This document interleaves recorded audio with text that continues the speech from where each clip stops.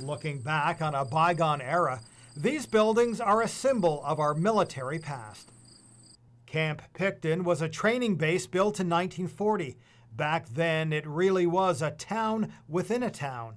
All the facilities that you would ever want were all built here, and they are as they were, even though the base closed in the 1960s.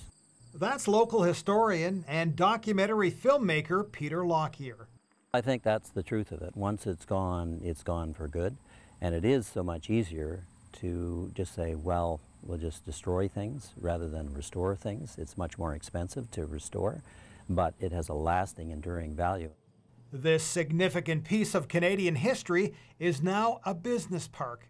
We're 701 acres. We have 41 buildings, approximately 500,000 square feet of buildings.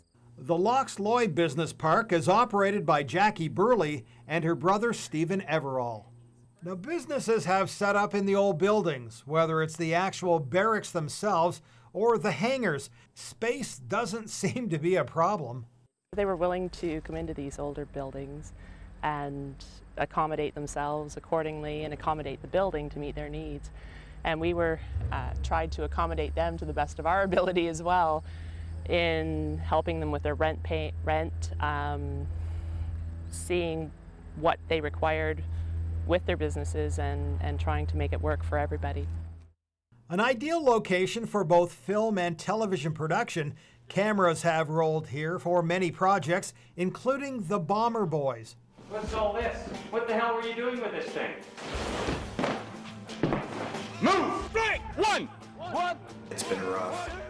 We recognize the potential in this site, and we know that we can bring it back, perhaps not to the original state, but we can retain the buildings and make it work for the community and for us.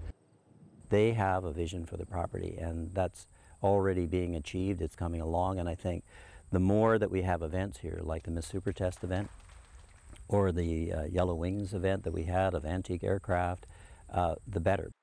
That would be our dream, to see it restored to the point where we could offer a museum so the public can come and recognize the history. It's not just World War II, but we have the RAF, the RCAF, the military.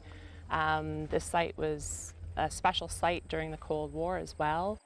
Our motto is anything is possible. Mike Postevit, CKWS Newswatch, Picton.